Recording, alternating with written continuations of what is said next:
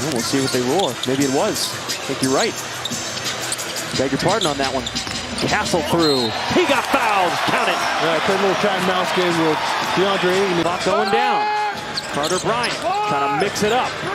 Left hand is good. Oh, they must have taught him that in Arizona. Why, yes. Dale, dale, dale, 2-1-0. Dale, dale, dale, 2-1-0. Dale, dale, dale, 2-1-0. Marcus Smart. He puts one up and Victor just grabbed it out of midair. Not today. Well, he got the step on De'Aaron Fox in the backcourt, and then he held that advantage the entire time. Barnes up for Cornette. 4-1 on such occasions. KJ spinning. KJ hitting. Counted and a foul.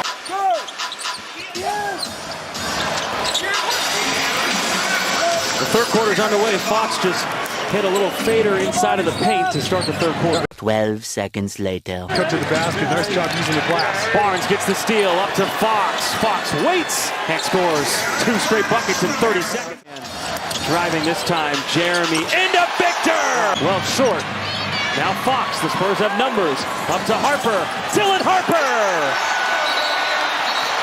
And Penny who says fine. Moment. Victor flies in. Banging the drum after another victory. Keldon Johnson should definitely be the one leading the way to the season high 20 points in 20 minutes. This section here known as the Tackles. They have fallen along with these San Antonio Spurs. Divisions once again. Yeah! Dale, dale, dale, 2-1-0. Dale, dale, dale, 2-1-0. Go Spurs, go! Spurs, bitch! Oh, mama, Wembenyama, swipe on the Fox! Can you tell? I was pretty fucking excited, and rightfully so. I mean, oh, mama, Wembenyama, where do we start here tonight? Oh, my goodness.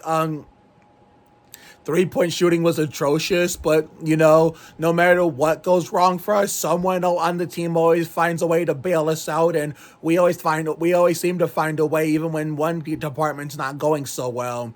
Keldon single-handedly carried us on his back off the bench while Wemby was on that minutes restriction and fucking tore that shit up like Terry Labonte.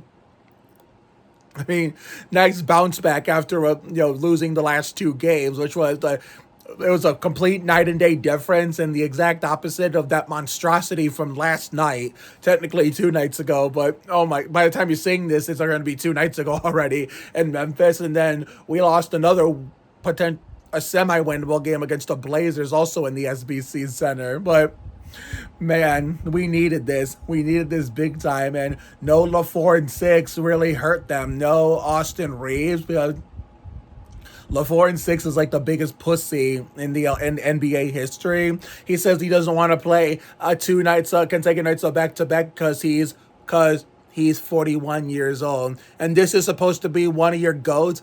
Bitch, I don't fucking think so. Great player, but he's nowhere near the level of being GOAT. I don't give a shit if he's the all-time scoring leader in the NBA history. That doesn't fucking mean a goddamn thing.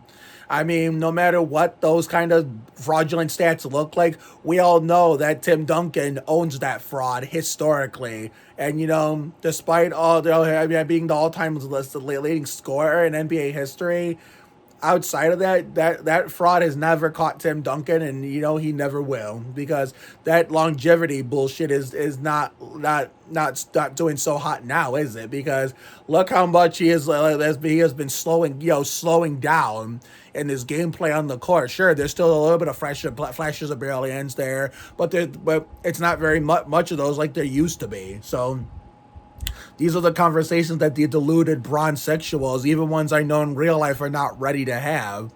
So if you want to give me an NBA career of someone who is either, whether it be Duncan, LaFour, and 6, or just a generic player in general, and you want to give me a career where one player's 5-1 in the finals and other players 4 and 6, well, Spurs fan or not, I'd rather be 5-1 in the finals than 4 and 6.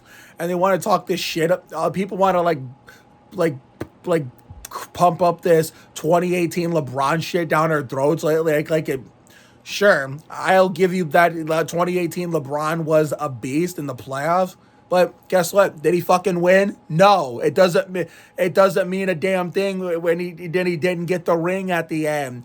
I mean, at least two. I mean, sure, he was a carry job, like but at least when 2003 Tim Duncan did his carry job with the Spurs, and this doesn't get talked about enough by NBA fans in general, or sports fans in general. When Duncan had to do the carry in 2003, um, he actually got the ring in the end, and even almost got a quadruple double in the closeout game to wrap up the season. David Robinson was nearing retirement. Parker and Ginobili were role players and have had yet to turn into the players they eventually turned out to be, because Ginobili was a rookie. Parker was in his second year. They were still going through growing pains, and you had a lot of young nobodies who were basically scapegoats like Bowen, Steven Jackson, Malik Rose, Speedy Claxton, and veterans like Kevin Willis, Danny Ferry, Steve Kerr, Steve Smith that were at the end of their careers. So that's why the 2018 Crapolators don't hold a candle, and 2018 LaFour and Six don't hold a candle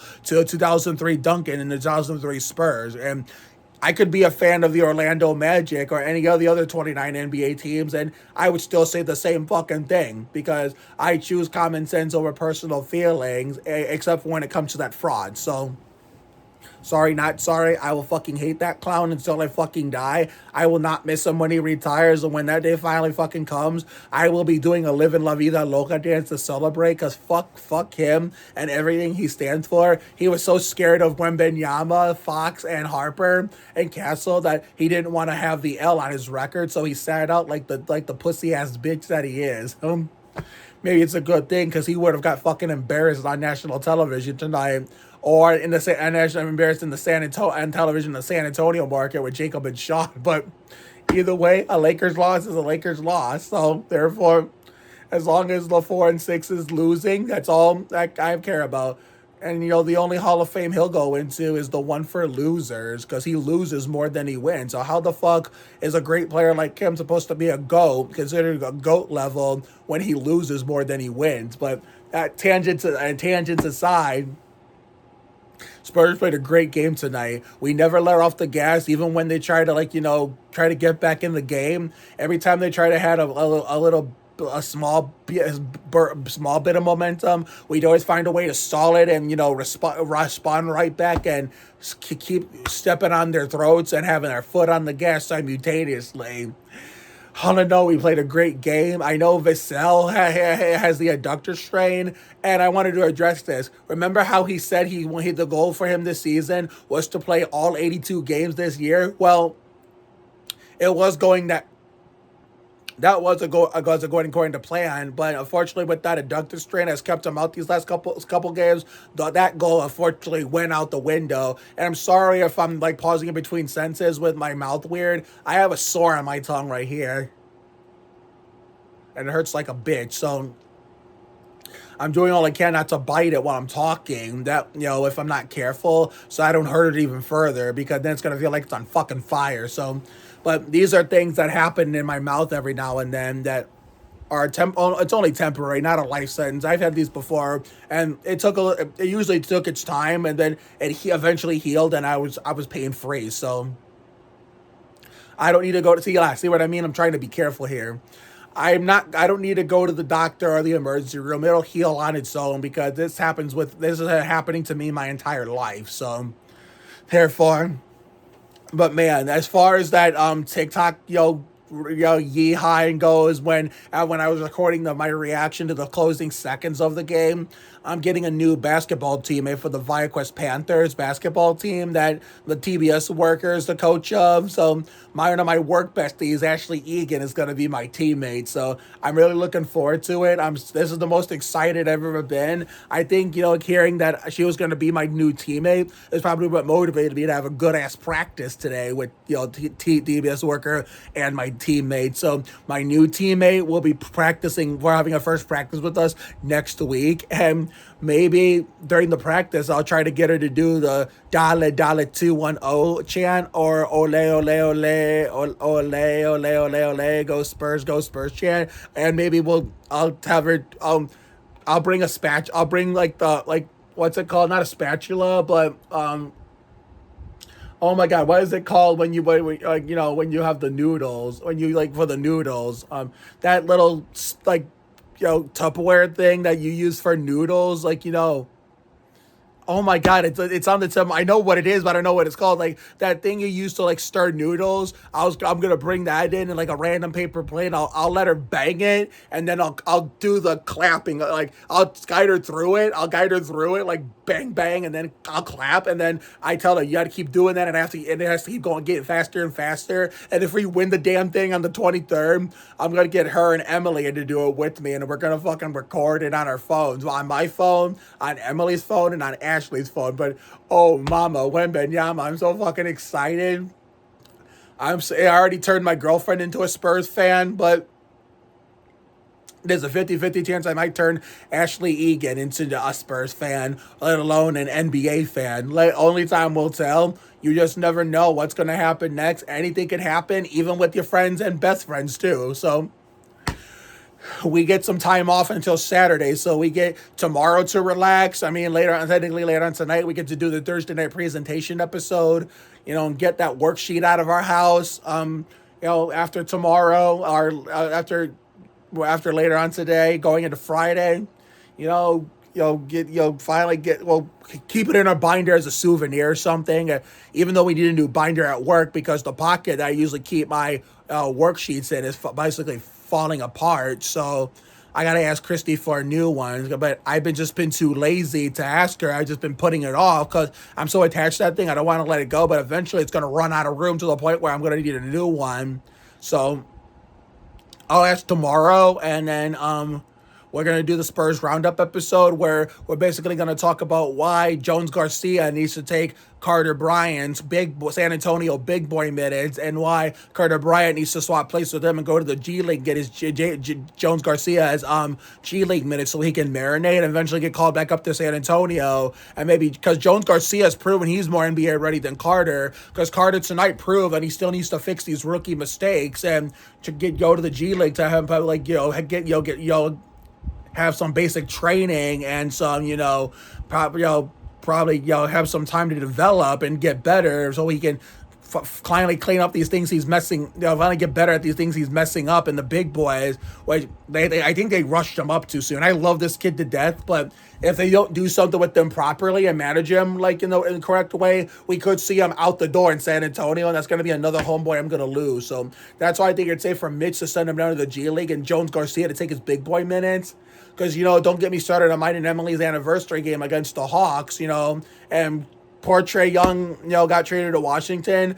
Someone please check on my man Finn Elbert, the bro who just had a birthday yesterday, technically 2 days ago. Because he is a Trae Young fan. I don't know if he's a Hawks fan, but he sounds like he's more of a Trae Young fan than a Hawks fan. So at least he's going to be a bandwagon Wizards fan now. But not all player fans are bad, are bad fans or bad people. I mean, there are some that are good people. Like Finn Elbert's more of a Trae fan than Hawks or now Wizards fan, but he's a good person. Colin McIntyre, these are like people I'm friends with in real life. Colin McIntyre is more of a LeBron fan than a Laker fan or any other team LeBron has played, like Laker or Cavs. But Colin McIntyre is actually a good person. He's not one of those annoying, toxic bronze sexuals, basically, gush over him in a sexual manner. Colin McIntyre doesn't do that.